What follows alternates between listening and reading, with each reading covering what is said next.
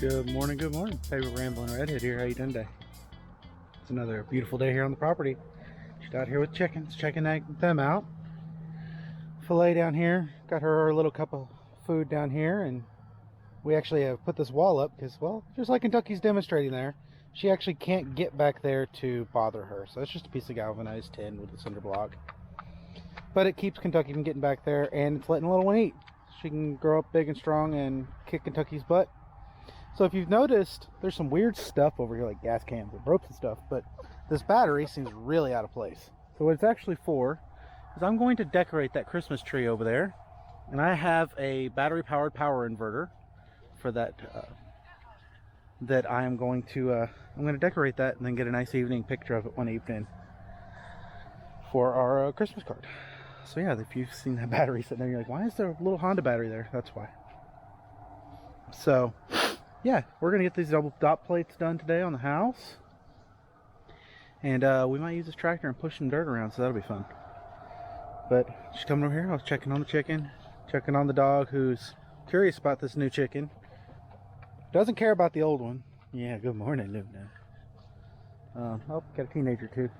Hello. So we're gonna get some stuff drug out here and finish up these top plates this morning, and then I can start figuring out rafters. So we're trucking, we're moving right along, and I'm excited about it. Okay, so we're up here, me and Deacon. Hello. Putting the last double headers on. So your double headers go across. So this double header on this center wall here ties into this wall, and the one on that side ties into that wall, tying the top of this wall into the whole thing. Same with there. You'll see how it overlaps the joint where we overshot that nail, so that it's tying this wall to that wall across the top. Same there.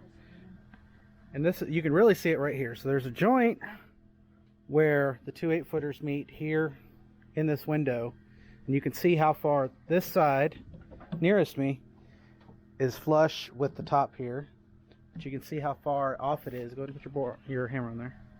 By the way. So once he pushes that flush and gets the whole wall flush, too far, it's straightening out this entire wall with the double header. So there you go, that's what they're for. We got this one and one more to do, and we're done with that, and we can start figuring out how we're going to do these rafters. Alright, well, after a few minutes of trial and error and checking things and whatnot, we have our first truss laid out and are setting up our jig now. So there will be 15 of these with the collar tie all the way down here at the bottom. The others will have their collar tie approximately 2 foot off the top. These will go across from the outside wall to the end there, giving us a flat surface there. Same thing on this side, which will be Drake's loft. On that side, this side, that's where my AC unit for the living room will go. He'll have just under 4 feet of space here. I don't know how far out I'm going to go. I still got to figure the braces out that go there and there, but that will be Drake's room for this side of the house. So it's not big, but he's always been a cubby kid, so I think he'll enjoy having that little space. We'll still have to make our, we're doing OSB gussets to go. So you'll have a triangular gusset that goes up here and a straight gusset that goes there and there on both sides, nailed in to hold this whole thing together. So we're going to get these last couple blocks in, figure out where these side risers are going to go, and we'll be in business. All right, well, the sun is out now, and it's going to be a nice, balmy 81-degree December day up here. It was 40 this morning, so we'll probably all get pneumonia, so that's cool. But we have started our process, so you'll see these got a 1 on them. So there's, what is it? It's 1, 2, 3, 4, 5 pieces to this. So they'll all be marked. We'll pull them up here. We have all our templates are marked. So at template number 1. So we'll make 15 of those in the pile, or 14 more. Then we'll make 14 more of the long beam, 14 more of each of the smalls, and then 14 more of the other top beam, whatever you want to call it. And they will all go into piles that we just have to toss into that jig, nail them together, and we're done. So it should be pretty simple, pretty straightforward once we get all these cut. It'll just be a long process of cut, flip, cut, mark, stack, so on and so forth. But we're trucking right along, getting these things built. Okay, well, I'm not sure how successful they're going to be, but the dog started barking at the ground, and oh, I think they've caught the gopher.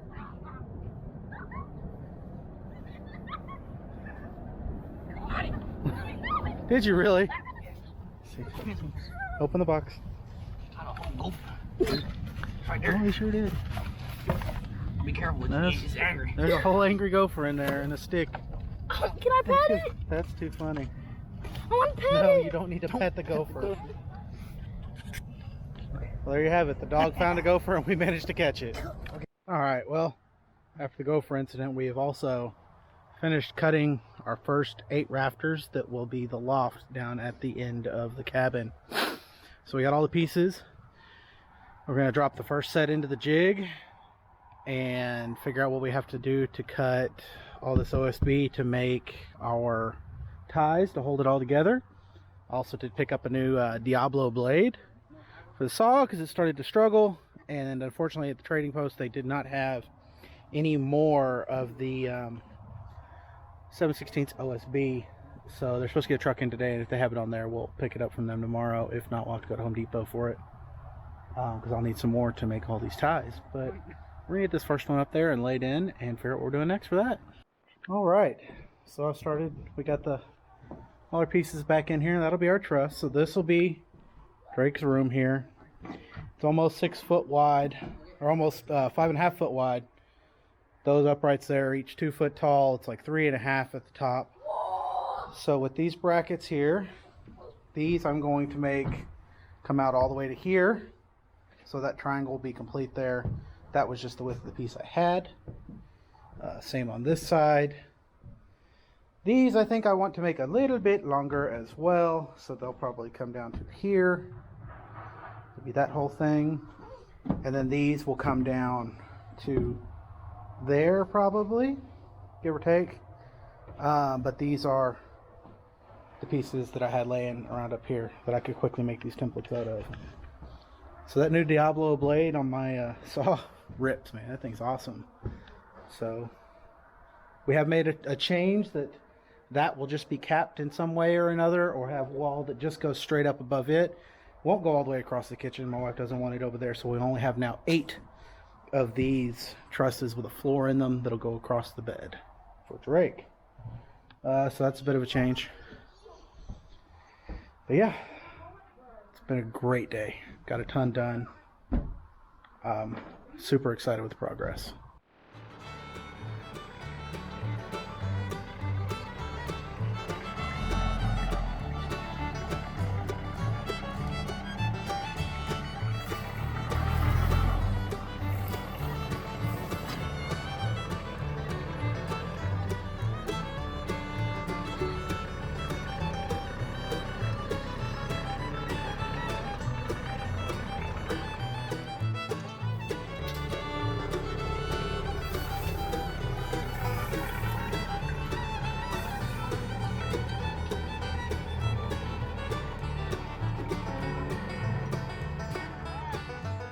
Alright, well, I don't know if I helped or hurt, but I took this girl out and moved a little bit of dirt. It's the first time I've ever moved dirt with a tractor. Definitely need to buy one with a loader for ourselves and a box blade. And I'll show you what I did here in a second. But look at this old relic. This is a 1945 Ford 8N tractor that has seen better days. They had a fire out here in Manford, burned the city down in 2007, burned the front end up and burned the front tires off the thing. And it's here for me to give it some love. So picked it up, went with a older lady that owns it, whose husband passed away from COVID back in September, and drove her truck out there, and she just bought herself a trailer so she could get her tractor and her zero turn moved around, learning how to be an independent woman. So we're gonna fix some wheel seals on that thing and I gotta do a 12-volt conversion on it because they got a generator on there. It's not even hooked up. There's nothing to charge the battery while the thing's running. So I gotta put together a couple of quotes for her. But I moved some dirt. there was some big old mounds over here that I have definitely knocked down, but I've also made myself some ditches as well. So like I said, I don't know if I helped or hurt, to be honest, but I figure my father-in-law, he'll be out here tomorrow and he'll give me some direction on what I was doing wrong and what I'm doing right. I figure if I were to get a box blade in here and knock this all level with that, I think that's how those work. I don't know. Like I said, I've never done groundwork before with a tractor, so I was just kind of figuring out as I went. But there was a trench started here, goes all the way to there, that I've obviously covered up now, which is the goal. I just don't really know how I'm supposed to drag back and forth to make it flat. So I got a big lump here, and I got a hole there. And here again, there's a bag here for some reason. So ditch is covered up there. Got the, I feel like I was headed the right direction. Got rid of this briar patch right here that was the chicken had gotten into, and I'm glad to see that gone. This is where that tree was that we cut down, and I missed a little bit there, but pretty much the rest of the ditch is post this. I know there's the 3-inch sewer line going up there somewhere is not finished, so I've got to find it and put a T in it so we can find it later, and that's how far up we're going to go. You can just see those white water lines there now. So yeah, it was fun. I like driving that tractor. All right, well, after laying out all of our plates this morning, me and Deacon teaching him about using the framing square or the speed square and getting all these plates the actual size we want for these truss ties. Let me show you what we ended up with here. I'm going to show you through the window because it's a climb to get up there. So we ended up with these. They look good. I'm excited for them. So those are the final sizes for everything. And I'm going to need 10 more sheets of plywood to cut them all out, unfortunately. So we got to run and grab us some more plywood. And then we can start nailing these things together, I guess. Getting them up there, hopefully. We'll see what happens with this first one. We're going to get it nailed together and see if it's going to be something that we can lift, or if it's something that's going to have to wait till this weekend for us to put in place. So how about you watch us hammer some nails?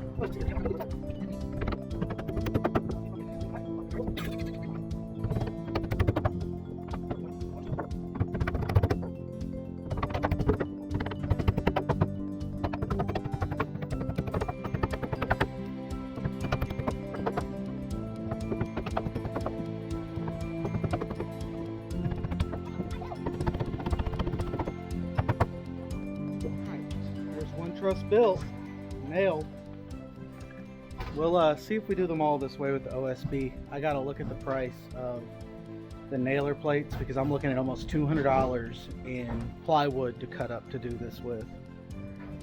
I know they don't sell the structural nail plates at Home Depot that would be ideal, but as I understand it, the nail plates they sell will work fine. So I'm gonna look into that a little bit after we get this truss up and see how that goes. And yeah, I'm excited to get this first one up there.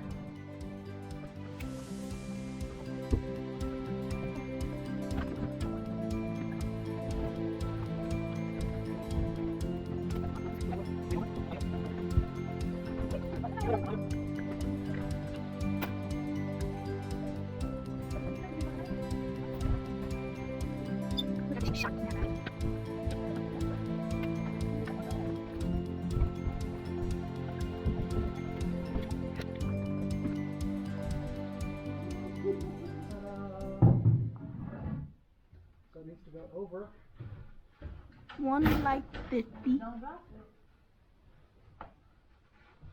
That first thing there.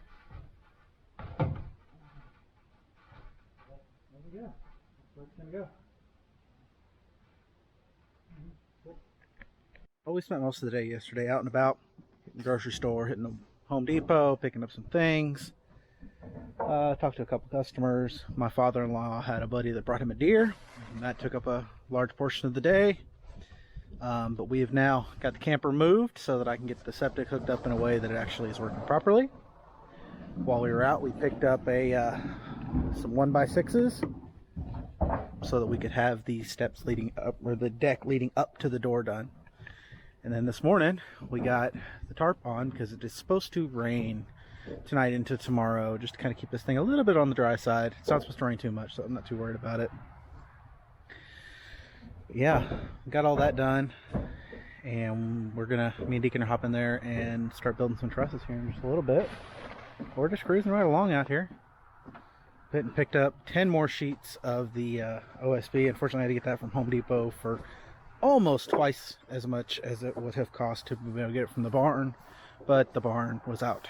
Somebody came in and bought 100 sheets of it, and it was the last 100 they had. So unfortunately, that's not going to be a thing to save us money till maybe next week when we're buying some more for the roof.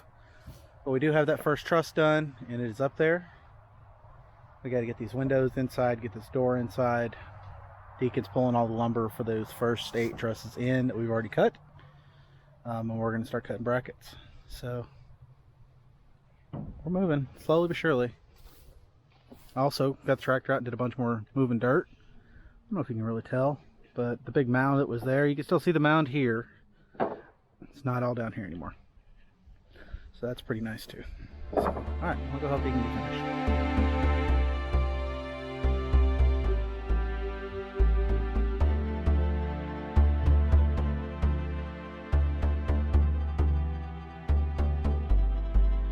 Alright, well, a bunch of hammering later. We've got 5, 6 trusses done. That's what we're doing for today.